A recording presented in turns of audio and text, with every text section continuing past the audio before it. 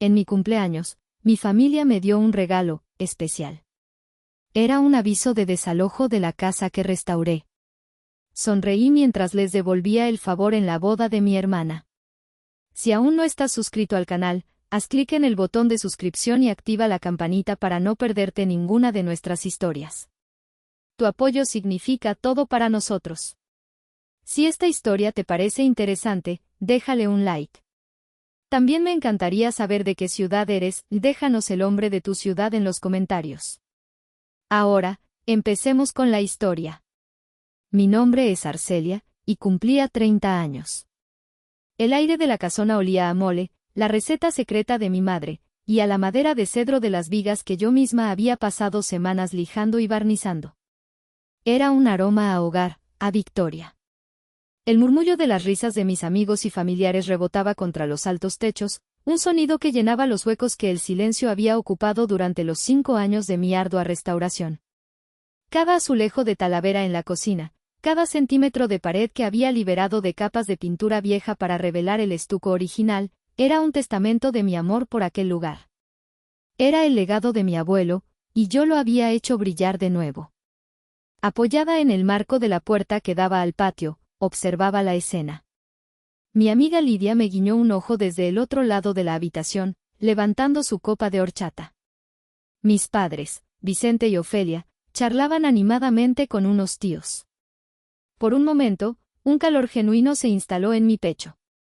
Tal vez esta vez sería diferente. Tal vez, al ver la casa terminada, al ver el fruto de mi trabajo y de cada peso que había ganado, finalmente estarían orgullosos. Mi padre carraspeó, pidiendo la atención de todos. Levantó su copa. Un brindis por mi hija, Arcelia, dijo con una voz inusualmente solemne. Que en su 30º cumpleaños, no solo celebra la vida, sino que nos ha regalado un palacio. Mi corazón dio un vuelco. Mi hija. Un palacio. Las palabras eran un bálsamo. Sonreí, una sonrisa amplia y sincera, mientras todos aplaudían.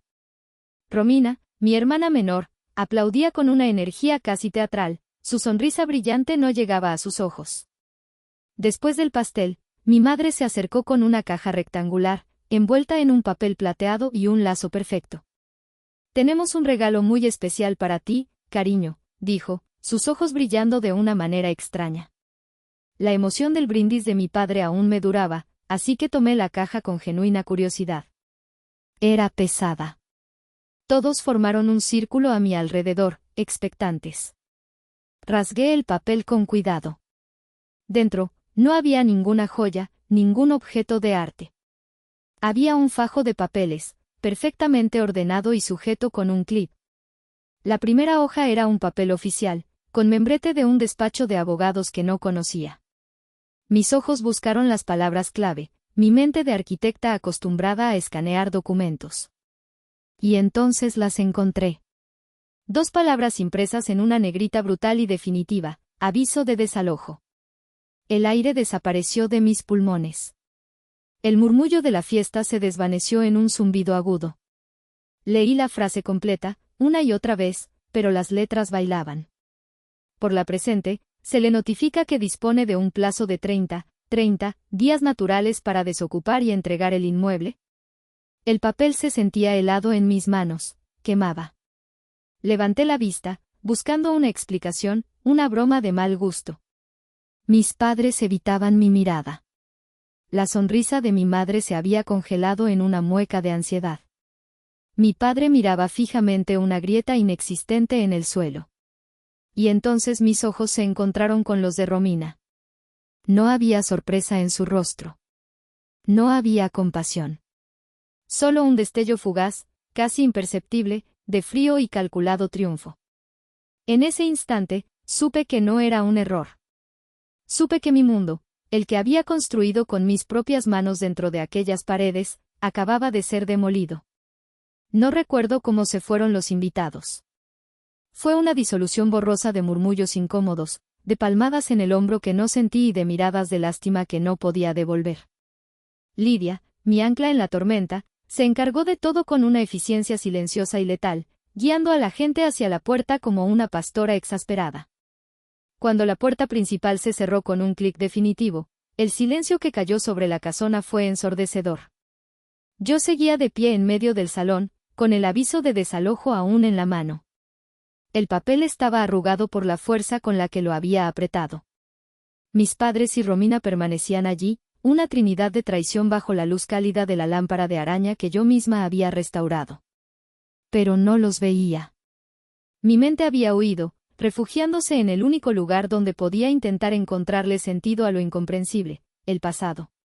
Comencé a caminar por la casa, no como su habitante, sino como la curadora de un museo personal, haciendo un inventario silencioso de las injusticias. Mi primera parada fue frente al espejo del recibidor, con su marco de madera tallada. Tenía 15 años otra vez. El reflejo me devolvía a una adolescente con un vestido de quinceañera que yo misma había cosido a partir de un patrón barato. Mis padres me habían dicho con caras compungidas que teníamos que apretar el cinturón, que mi fiesta sería algo sencillo en el patio trasero. Asentí, comprensiva. Quería ayudar. 2 semanas después de mi modesta celebración, Romina, de apenas 11 años, apareció con un bolso de diseñador.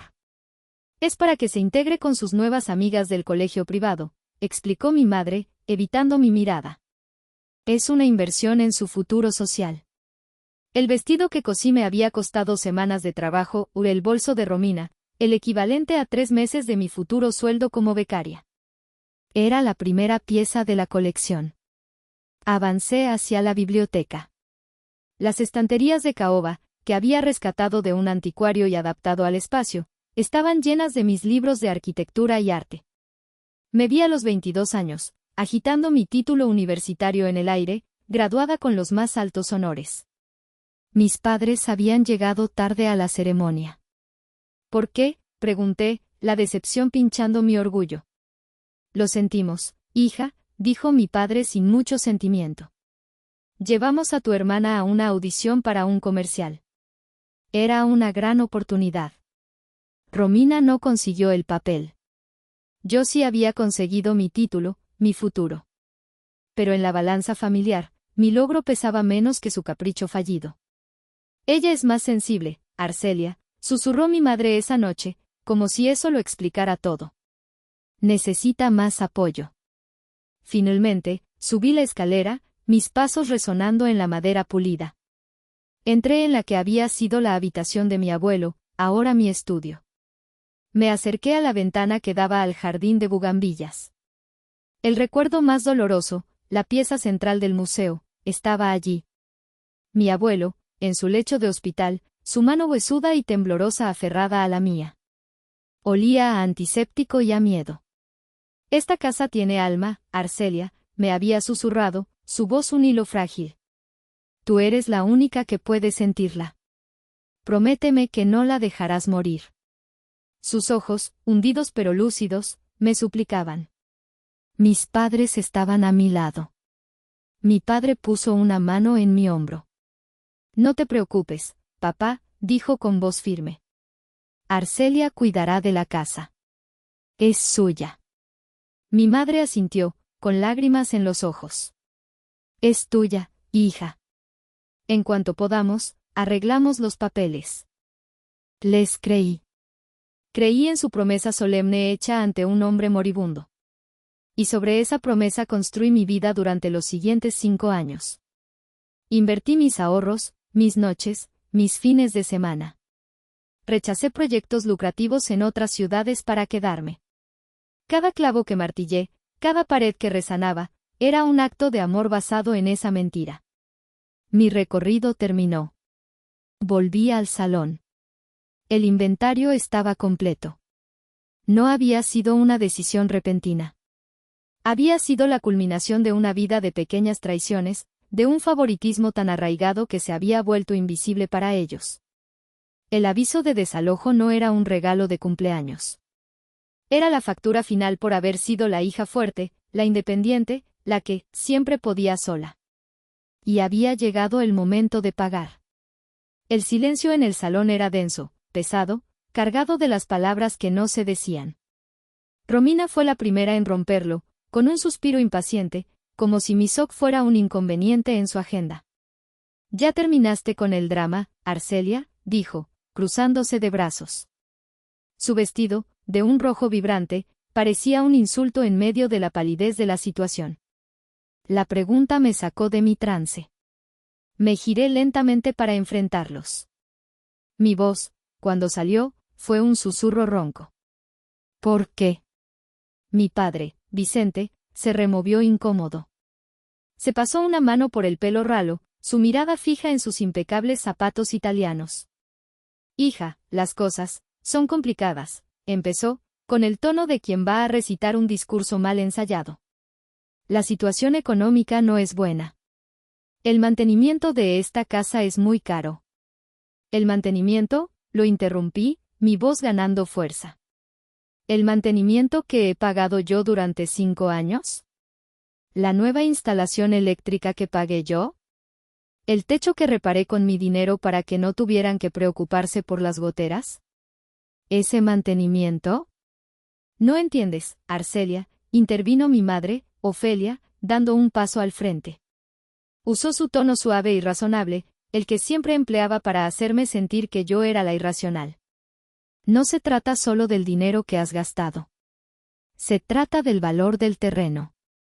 Los precios en esta zona se han disparado. Es una oportunidad única para la familia. La familia, repetí, y una risa amarga, un sonido feo y quebrado, escapó de mis labios. ¿Qué familia? ¿La que me echa a la calle el día de mi cumpleaños? No te estamos echando, exclamó mi padre, levantando la voz por fin, aunque seguía sin mirarme. Te estamos dando 30 días. Es un plazo muy razonable. Podrás encontrar un apartamento bonito. Fue entonces cuando Romina decidió asestar el golpe final. Se acercó, su rostro una máscara de falsa compasión. Ay, hermanita, sé realista, dijo, su voz goteando con descendencia. Has estado jugando a las casitas con este montón de ladrillos viejos. Es adorable, de verdad, tu pequeño hobby. Pero es hora de pensar en el futuro. Mi prometido, Darío, va a construir algo realmente valioso aquí. Algo moderno, importante. Él está ayudando a toda la familia. Montón de ladrillos viejos. La frase resonó en mi cabeza. Cada ladrillo que había limpiado, cada viga que había tratado contra la carcoma, cada historia que había intentado preservar. Todo reducido a un capricho, a un hobby adorable. Y entonces, todas las piezas encajaron con una claridad brutal. Darío. El exitoso y despiadado desarrollador inmobiliario. La boda inminente de Romina, de la que no paraba de hablar. El dinero. No era por necesidad. Era por codicia. Es por su boda, ¿verdad?, dije, mi voz ahora gélida, desprovista de toda emoción. Necesitan el dinero de la venta para pagar la boda de princesa que Romina exige. El sonrojo que cubrió las mejillas de mi madre fue toda la confirmación que necesitaba. Romina merece una boda hermosa, balbuceó. Y Darío quiere empezar su matrimonio con una base económica sólida. Y mi hogar es esa base, terminé por ella. Me acerqué a mi madre, mirándola directamente a los ojos por primera vez. Vi la culpa allí, pero enterrada bajo capas y capas de justificaciones. Me hiciste una promesa. Me lo prometiste al lado de la cama del abuelo. Una lágrima tembló en su párpado. A veces las promesas tienen que romperse por un bien mayor, Arcelia. Romina se casa con un hombre de una familia muy poderosa. Su futuro, nuestro futuro, quedará asegurado. Tú eres fuerte, siempre lo has sido. Tú puedes empezar de nuevo. Ella no.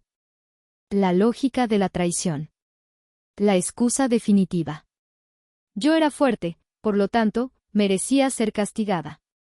Ella era débil, por lo tanto, merecía ser recompensada. Era el resumen de toda mi vida. Asentí lentamente. Ya no había nada más que decir. La Arcelia que buscaba su aprobación, la que creía en sus promesas, había muerto en esa habitación. Lo que quedaba era una arquitecta. Y una arquitecta sabe que antes de construir algo nuevo, A veces hay que demoler la estructura podrida hasta los cimientos. Esa noche no dormí.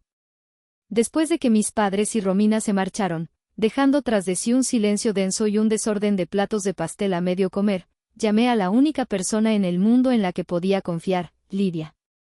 Llegó en menos de 20 minutos, con una botella de mezcal en una mano y una mirada furiosa en la otra.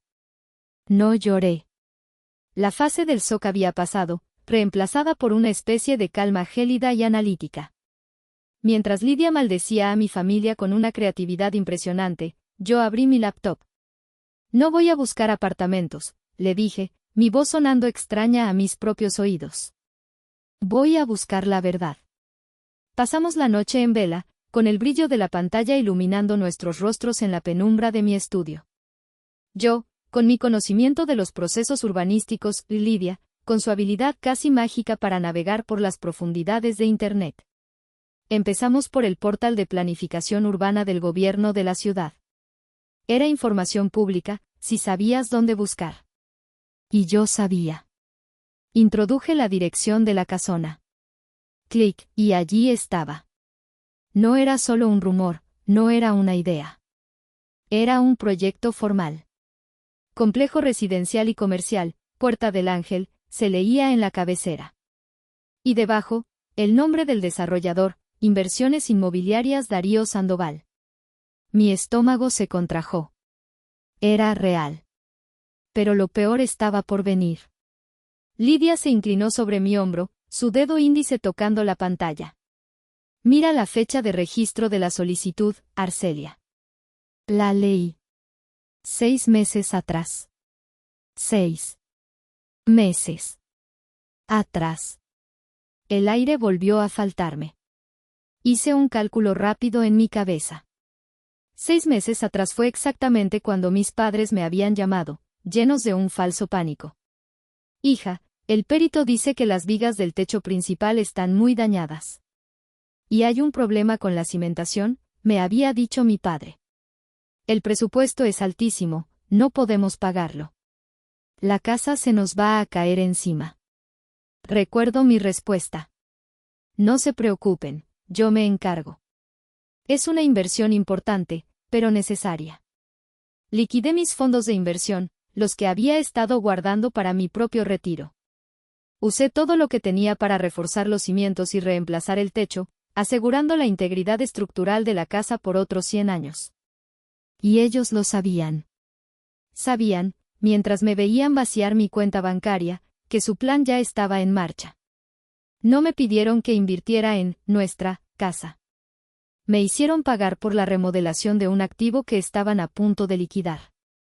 Habían usado mi dinero, mi amor por la casa, para aumentar el valor del terreno antes de la venta a su futuro yerno. Hijos de puta, susurró Lidia, su voz cargada de veneno. No son tus padres, son unos parásitos. Pero había más. Navegué por los documentos adjuntos al proyecto. Planos, renders, estudios de impacto. Y allí, en un plano de planta del complejo propuesto, encontré la ubicación exacta de mi casa. No la iban a integrar. No la iban a respetar. Un recuadro rojo la delimitaba, y dentro, unas letras frías y técnicas lo dejaban claro, ubicación acceso estacionamiento subterráneo. Iban a demolerla. Iban a arrasar con el trabajo de mi abuelo, con mis 5 años de vida, con la historia contenida en sus muros, para convertirla en un agujero de concreto por donde entrarían y saldrían coches de lujo. La humillación era total. No era solo un negocio, era un acto de aniquilación. Cerré la laptop con un golpe seco. La calma gélida se había transformado en un bloque de hielo sólido en mi interior. Ya no sentía dolor. Sentía una claridad absoluta, cortante como un bisturí. Lidia me observó, esperando. ¿Qué vas a hacer?, preguntó en voz baja. Abrí la laptop de nuevo y empecé a teclear. Lo que hago mejor, respondí sin mirarla. Voy a estudiar los planos. Voy a encontrar una falla en su diseño. Y voy a construir algo mucho más grande sobre sus ruinas. Los días siguientes fueron un borrón de cajas de cartón y desesperación. La claridad helada que había sentido la noche del descubrimiento se había evaporado bajo el peso aplastante de la realidad. Cada objeto que envolvía en papel de periódico, cada libro que colocaba en una caja, era una pequeña muerte. La lámpara que había comprado en el mercado de pulgas, el tapete que había traído de un viaje a Oaxaca, la silla que había pertenecido al abuelo. Eran fragmentos de una vida que se me estaba siendo arrebatada. La traición de mi familia era un veneno que se filtraba en todo. Dejé de contestar sus llamadas. Las docenas de mensajes de mi madre, llenos de una falsa preocupación y excusas cada vez más enrevesadas, se quedaban sin leer. Romina me envió una foto de su prueba de vestido de novia, un insulto descarado que borré al instante. Estaba sola, rodeada por los fantasmas de lo que había sido y el espectro de un futuro incierto en un apartamento minúsculo. Una tarde, Lidia me encontró sentada en el suelo de la sala principal, completamente vacía a excepción de unas cuantas cajas apiladas. El sol de la tarde entraba por los altos ventanales, iluminando las motas de polvo que bailaban en el aire. No había estado empacando. Simplemente estaba sentada, mirando la pared desnuda donde antes colgaba un cuadro que amaba. Las lágrimas habían trazado surcos en el polvo de mi rostro. Estaba exhausta. Física, mental y espiritualmente rota. Quizá tienen razón, le susurré, mi voz hueca. Quizá solo soy una tonta que se enamoró de un montón de ladrillos viejos. Es solo una casa. Debería dejarlo ir y ya está. Sentí el peso de años de sentirme, menos que, mi hermana, de luchar por una aprobación que nunca llegaría. Por un momento, rendirme pareció la opción más dulce, la única forma de detener el dolor. Quería que todo terminara. Lidia no dijo nada. No me ofreció palabras de consuelo vacías. Se sentó en el suelo a mi lado, en silencio. El espacio entre nosotras se llenó con el sonido de mi respiración entrecortada. Después de lo que pareció una eternidad, sacó su teléfono y me mostró una foto. Era una foto de hacía 5 años. Yo, cubierta de polvo y pintura, con el pelo recogido en un moño desordenado, sonriendo de oreja a oreja mientras sostenía un trozo de azulejo original que habíamos descubierto bajo el piso de la cocina. Mi sonrisa era radiante, pura alegría. ¿Esa mujer te parece una tonta?, preguntó Lidia en voz baja. ¿Te parece que está jugando a las casitas? Yo veo a una guerrera. Veo a una artista que encontró un tesoro y le devolvió la vida. Miré la foto. Miré a la mujer que había sido, llena de esperanza y determinación. Y sentí una punzada de vergüenza por la persona derrotada en la que me había convertido en solo unos días. Lidia guardó el teléfono y me puso una mano en el hombro. Su tacto era firme. Está bien que te derrumbes, Arcelia. Tienes todo el derecho. Así que llora. Grita. Rompe algo si quieres. Tienes toda esta noche para hacerlo. Hizo una pausa, y su voz se endureció con una determinación que me contagió. Pero mañana, te levantas. Te lavas la cara. Y tú y yo vamos a convertir todo este dolor en el plano para la mejor venganza que esta ciudad haya visto jamás. Sus palabras fueron como una descarga eléctrica. La autocompasión comenzó a retroceder, reemplazada por una brasa de ira que había olvidado que tenía. Tenía razón. No era solo una casa. Era mi trabajo, mi pasión, el legado de mi abuelo, mi dignidad. Y no iba a dejar que me lo quitaran sin luchar. Esa noche lloré, sí. Lloré por la familia que creí tener y por la inocencia que había perdido. Pero cuando el sol asomó por la ventana a la mañana siguiente, mis ojos estaban secos. Me levanté. Me lavé la cara. Y llamé a Lidia. Tengo una idea, le dije. Es una locura, pero puede que funcione. Necesito encontrar al notario que redactó el testamento del abuelo. La arquitecta había vuelto al trabajo. Encontrar al notario Guzmán no fue difícil. Su notaría seguía en el mismo edificio del centro histórico, un lugar que parecía detenido en el tiempo, con olor a papel viejo, tinta y confianza.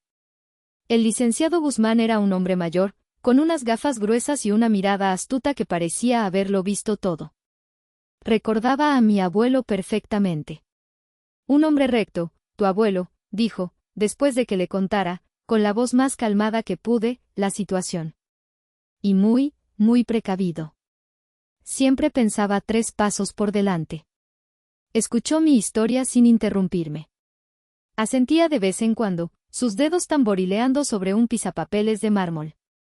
Cuando terminé, se quedó en silencio por un largo momento, observándome por encima de sus gafas.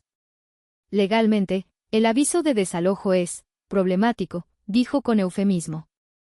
Si la propiedad está a nombre de tus padres, tienen el derecho de pedirte que te vayas. Es cruel, es inmoral, pero la ley puede ser un instrumento muy contundente. Sentí que el suelo se abría bajo mis pies de nuevo. Entonces no hay nada que pueda hacer, pregunté, la desesperación tiñendo mi voz. El notario Guzmán sonrió, una sonrisa apenas perceptible. Yo no he dicho eso. Dije que, sí, la propiedad está a su nombre. Pero la propiedad es un concepto más complejo de lo que parece. Se levantó y caminó hacia un imponente archivador de madera oscura. Tu abuelo era un hombre de detalles. Y dejó un testamento muy, muy detallado. Regresó con un expediente grueso y polvoriento. Lo abrió sobre el escritorio y empezó a pasar las páginas con una familiaridad experta. Se detuvo en una. Le dio la vuelta al documento para que yo pudiera leerlo. Tu abuelo, en su infinita sabiduría, explicó el notario, dividió los derechos sobre la propiedad. Dejó a tus padres lo que se conoce como la nuda propiedad. Es decir, son los dueños del título. Pueden venderla, hipotecarla, lo que quieran. Son los dueños del cascarón, por así decirlo. Mi corazón empezó a latir con fuerza. ¿Y a mí? El notario Guzmán me sonrió plenamente esta vez. Su dedo índice señaló un párrafo específico. Y a ti, su nieta Arcelia, te dejó el usufructo vitalicio. Usufructo vitalicio. Había estudiado el término en la universidad, en las clases de derecho urbanístico, pero nunca pensé que se aplicaría a mí. Significaba el derecho de usar y disfrutar de un bien ajeno por el resto de la vida. ¿Qué significa eso exactamente, licenciado?, pregunté, aunque ya sabía la respuesta. Quería oírlo en voz alta. Significa, dijo el notario Guzmán, saboreando cada palabra, que tus padres pueden vender la casa. Darío puede comprarla. Pueden firmar todos los contratos que quieran. Pero nadie, absolutamente nadie, puede echarte de esa casa mientras vivas. Significa que Darío podría comprar la propiedad más cara de su vida, y lo único que poseería sería el derecho a pagarme el impuesto predial cada año mientras tú tomas café en el porche. El aviso de desalojo que te dieron no vale ni el papel en el que está impreso. Me recargué en la silla, sintiendo que una ola de alivio y poder me recorría por completo. Era perfecto. Era poético. Mi abuelo, desde la tumba, me había dado el arma definitiva. No era solo un escudo para defenderme, y era una espada. Él sabía, susurré, pensando en mi abuelo. Sabía que no podía confiar en ellos. Tu abuelo era un hombre que amaba esa casa, corrigió el notario. Y se aseguró de dejarla en manos de la única persona que la amaba tanto como él. Él les dio el cascarón a ellos, sí. Pero a ti, Arcelia, te dejó el alma. Salí de esa notaría sintiéndome una persona diferente. La víctima se había ido. En su lugar, estaba una arquitecta con el plano maestro en sus manos. No iba a enfrentarlos. No iba a mostrarles mi carta. Iba a dejar que construyeran su torre de mentiras y codicia, ladrillo por ladrillo. Iba a dejar que se deleitaran en su aparente victoria. Y en el momento justo, cuando estuvieran en lo más alto, yo simplemente quitaría la primera piedra y vería cómo todo se derrumbaba sobre ellos. Comenzó la fase 2 de mi plan, la operación Hija Derrotada. Requería una actuación digna de un premio, y descubrí que tenía un talento oculto para el drama. Empecé a empacar de verdad, pero de forma muy visible. Dejaba las cajas abiertas cerca de las ventanas, con la palabra frágil escrita en grandes letras temblorosas. Cuando mi madre llamaba, dejaba que el teléfono sonara varias veces antes de contestar con una voz deliberadamente cansada y resignada. «Hola, mamá», decía, con un suspiro audible. «¿Cómo estás, hija?» «¿Necesitas ayuda con la mudanza?», preguntaba, su voz una mezcla de culpa y alivio. «No, gracias. Me las arreglo. Encontré un pequeño apartamento en la colonia Doctores. No es mucho, pero es lo que puedo pagar ahora», mentía yo, mientras investigaba en secreto los mejores restaurantes para celebrar mi futura victoria. «Oh, qué bien, mi amor», decía ella, incapaz de ocultar su entusiasmo. «Ya verás que será un nuevo comienzo para ti». El golpe maestro fue cuando Romina me llamó, su voz rebosante de una alegría cruel. «¿Y bien? ¿Ya te diste cuenta de que teníamos razón? A veces hay que ser prácticos en la vida, hermanita». «Sí, Romina», respondí con la voz más monótona que pude. «Tenías razón. Felicidades por tu boda. Espero que seas muy feliz». El silencio al otro lado de la línea delató su decepción. Esperaba una pelea, lágrimas, súplicas. Mi sumisión le quitaba la mitad de la diversión. Pero no pudo resistirse a regodearse. Días después, empezó a enviarme fotos por WhatsApp. Fotos del lujoso hotel con jardines donde sería la recepción. Fotos de las pruebas del menú. Fotos de ella con Darío, ambos sonriendo como los dueños del mundo. La última foto que me envió fue un selfie de ella frente a la fachada de mi casa, de nuestra casa. Estaba haciendo un puchero, con una mano en la cadera. El mensaje decía, aquí, despidiéndome de los viejos recuerdos. Darío va a hacer maravillas con este lugar. Lástima que no tengas el mismo buen gusto para los lugares, ¿verdad? Jeje. Miré la foto. Su pose arrogante, la forma en que se apropiaba de un espacio que no entendía y que nunca le pertenecería de verdad. Sentí una oleada de ira, pero la controlé. Era el combustible que necesitaba. Respiré hondo, compuse mi mejor cara de tristeza y le respondí, «Se ve increíble, hermanita. Me alegro mucho por ti. Que lo disfrutes». Luego, bloqueé su número. Mientras ellos celebraban su victoria, yo trabajaba en las sombras. Me reuní varias veces con mi nueva abogada, la licenciada Soledad Rojas, una mujer brillante y tenaz que disfrutaba de un buen caso de justicia poética tanto como yo. Juntas, preparamos un dossier impecable.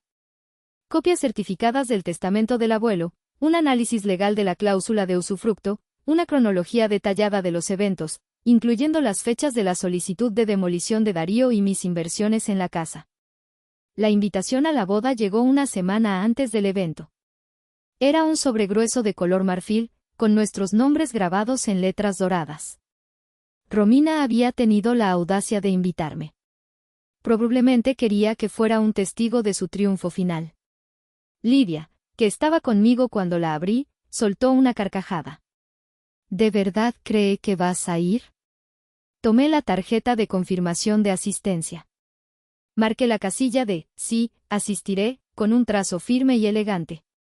«Por supuesto que voy a ir», dije, mientras una sonrisa lenta se dibujaba en mi rostro. No me perdería el brindis por nada del mundo. La noche de la boda, el aire estaba cargado con el aroma de las flores blancas y el perfume caro. El hotel era un monumento al lujo ostentoso, todo mármol, cristal y luces doradas. Me sentía como una espía en territorio enemigo. Llevaba un vestido sencillo pero elegante de color azul marino, un contraste deliberado con el mar de encajes y brillos que me rodeaba. Mi única joya era un discreto collar que había sido de mi abuela.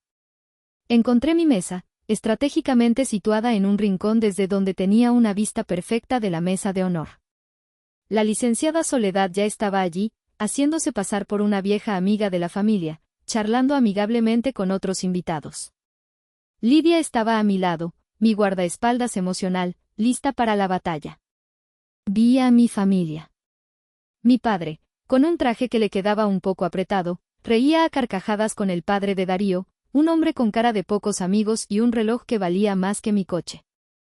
Mi madre, resplandeciente en un vestido de seda, revoloteaba por el salón, asegurándose de que todos supieran que ella era la madre de la novia. Y luego estaba Romina. Era la imagen de la novia perfecta, con un vestido de princesa y una sonrisa radiante. A su lado, Darío la miraba con una expresión que no era de amor, sino de posesión.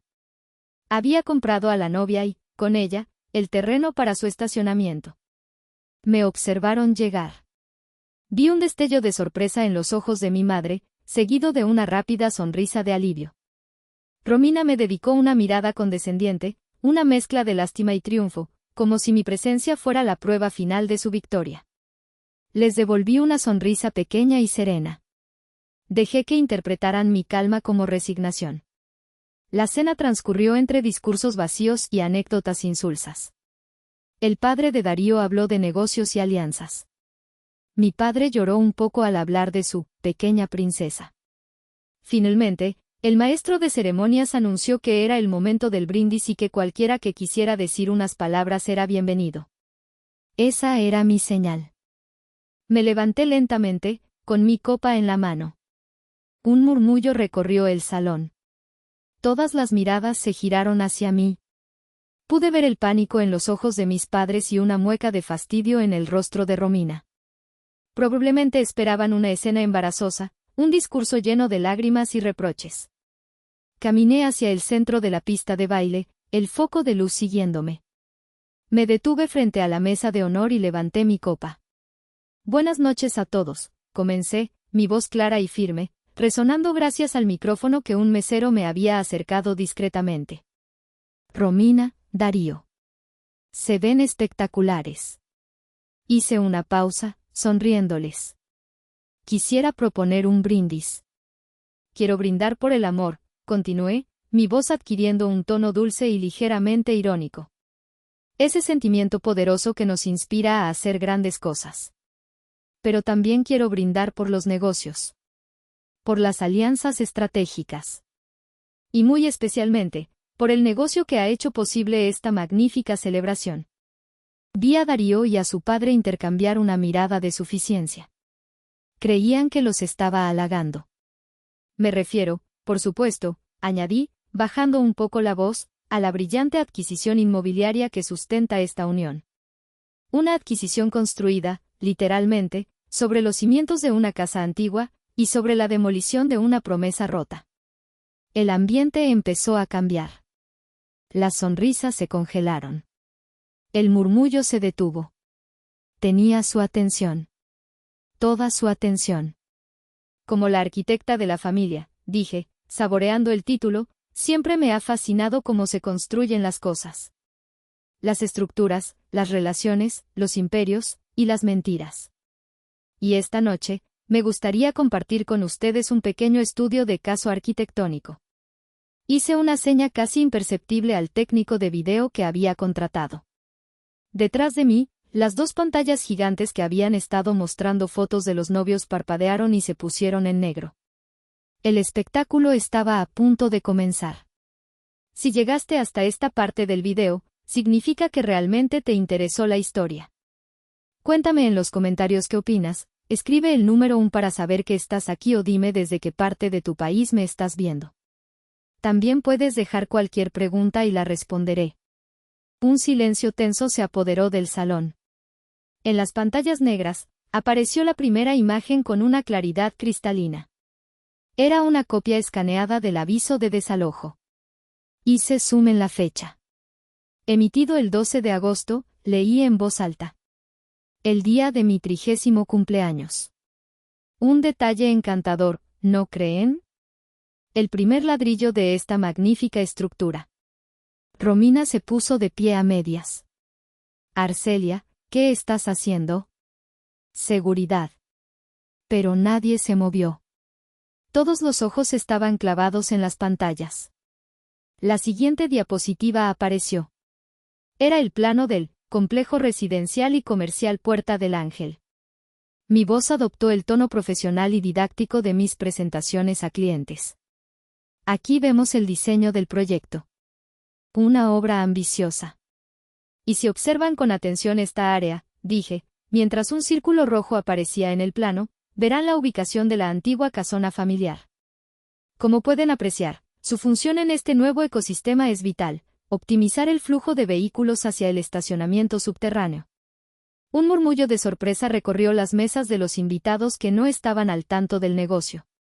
Darío me miraba con puro odio, su rostro una máscara de furia contenida. Ahora, pasemos a las finanzas, continué, mientras una nueva diapositiva mostraba una tabla con 2 columnas. A la izquierda, una lista detallada de las inversiones realizadas en la propiedad durante los últimos 5 años para su restauración y mejora estructural. El total, como ven, asciende a una suma considerable. Todo financiado por mí. A la derecha, el precio de venta acordado entre mis padres y el señor Sandoval. Una ganga, considerando las mejoras. Miré a mis padres. Estaban pálidos como el mantel.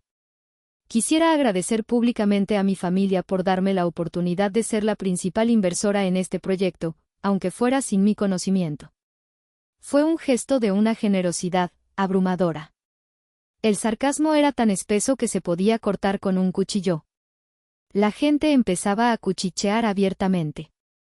El padre de Darío estaba rojo de ira. Pero toda gran estructura, dije, mi voz bajando a un tono casi confidencial, depende de la legalidad de sus cimientos. Y aquí es donde nuestro estudio de caso se pone realmente interesante. La última diapositiva apareció. Era el documento final, el que lo cambiaba todo. El testamento de mi abuelo, con un párrafo resaltado en amarillo fluorescente. Les presento la cláusula de usufructo vitalicio, expliqué calmadamente. Un concepto legal fascinante.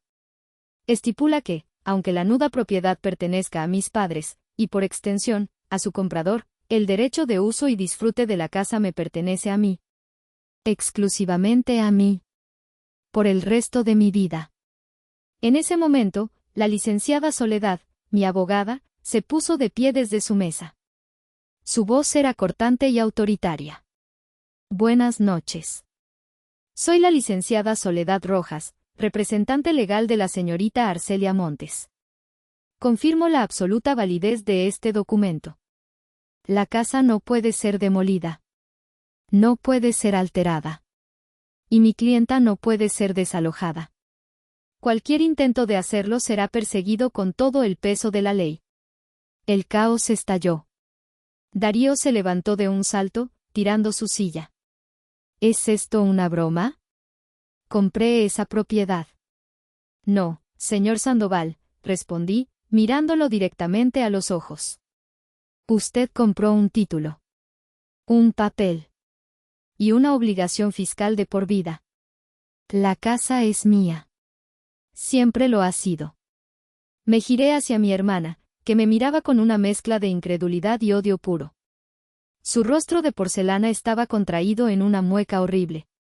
Y en cuanto a ti, hermanita, dije, mi voz suavizándose en una estocada final y letal. Espero que tu matrimonio se construya sobre unos cimientos mucho más sólidos que este. Dejé el micrófono sobre una mesa cercana. La demolición había concluido. No la de la casa, sino la de su red de mentiras. Y el sonido de su derrumbe era la música más dulce que había oído en mi vida. Mientras yo me alejaba del centro de la pista, el salón de fiestas implosionó. No fue una explosión ruidosa, sino un colapso estructural de relaciones y apariencias.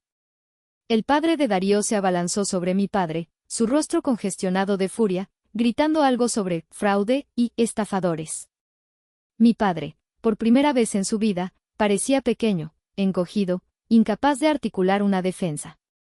Mi madre intentaba calmar a la madre de Darío, una mujer que parecía hecha de hielo y que ahora se estaba derritiendo en un charco de humillación pública. Los invitados, antes sonrientes y complacientes, ahora se agrupaban en pequeños corrillos, susurrando, juzgando, sus teléfonos móviles probablemente ya grabando fragmentos del desastre para compartirlos más tarde. Romina fue la que finalmente estalló. Dejó escapar un grito agudo y desgarrador, un sonido de pura frustración animal. Se giró hacia Darío, suplicando. Darío, di algo. Haz algo. Pero Darío no la miraba. Miraba los papeles que uno de sus socios le había puesto delante, probablemente una copia del dossier que la licenciada Soledad se había encargado de distribuir discretamente entre los invitados clave. Su rostro era una mezcla de incredulidad y cálculo. No veía a su prometida desconsolada. Veía una mala inversión. Vi a un hombre de negocios cortando sus pérdidas. Se acabó, Romina, dijo él, su voz plana y desprovista de emoción. Todo se acabó.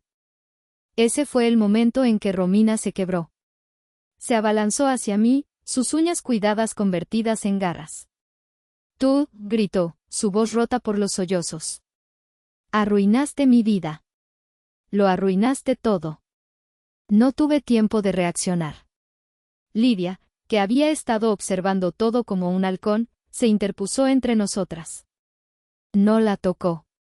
Simplemente se paró allí, sólida e inamovible. Ni se te ocurra, dijo con una voz tan fría que detuvo a Romina en seco. Aproveché la distracción. No tenía nada más que hacer allí. Mi trabajo estaba terminado.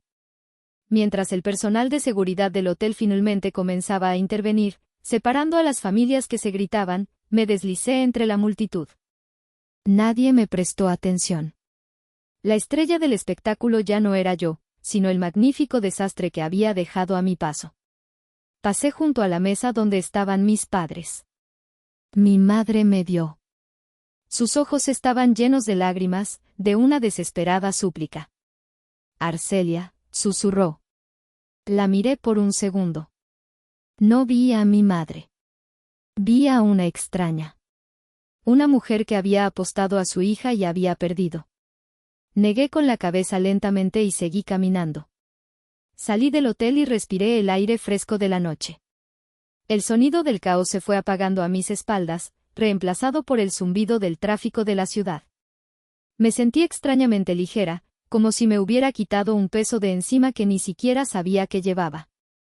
No sentí alegría ni triunfo. Sentí paz. Una paz fría, limpia y absoluta. Había entrado en esa fiesta siendo la hija traicionada. Salí siendo, simplemente, Arcelia. La dueña de mi casa. Y la arquitecta de mi propia vida. Pasaron las semanas. El escándalo de la boda demolida, como la bautizó un blog de chismes, fue la comidilla de la ciudad por un tiempo, y luego, como todo, se desvaneció. A través de Lidia, me enteré de los detalles, el compromiso, por supuesto, se había roto. La familia de Darío estaba demandando a mis padres por fraude e incumplimiento de contrato, buscando recuperar hasta el último centavo invertido en la boda y en la compra de la propiedad. Mi familia, antes tan preocupada por su estatus social, era ahora el hazmerreír de su círculo. No volví a hablar con ellos.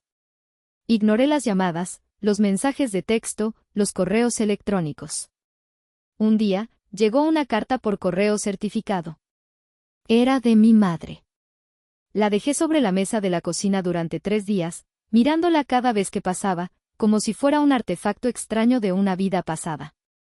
Finalmente, una tarde lluviosa, me senté con una taza de té y la abrí. La caligrafía de mi madre era elegante, como siempre, pero las palabras que formaba estaban llenas de una distorsión que me heló la sangre. Era una obra maestra de la manipulación emocional y la autojustificación. No había una disculpa. Ni una sola. En cambio, había reproches. ¿Cómo pudiste hacernos esto, Arcelia? ¿Humillarnos delante de todos nuestros amigos? Había excusas. Solo queríamos lo mejor para tu hermana, ella es más frágil que tú. Y la frase que lo resumía todo, una familia debe apoyarse, y tú nos diste la espalda en el momento en que más te necesitábamos.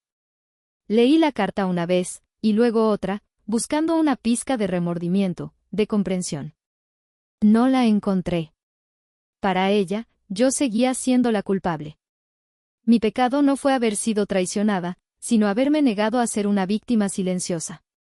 Con una calma que me sorprendió, me levanté, llevé la carta a la chimenea del salón, la misma chimenea cuyo tiro había desatascado y limpiado con mis propias manos, y le prendí fuego. Observé cómo las llamas consumían el papel, como las palabras de mi madre se convertían en cenizas negras y se deshacían. Mientras el último trozo de papel se desintegraba, sentí que la última atadura se rompía. El dolor, la ira, la necesidad de su aprobación, todo se fue con el humo. Ahora, les escribo esto desde el porche de mi casa. El sol se está poniendo, pintando el cielo de naranja y morado. Las bugambillas que plantó mi abuelo trepan por las paredes, vibrantes y llenas de vida. La casa respira a mi alrededor, un santuario de paz que defendí y gané. No sé qué será de mis padres o de Romina. He elegido no saberlo.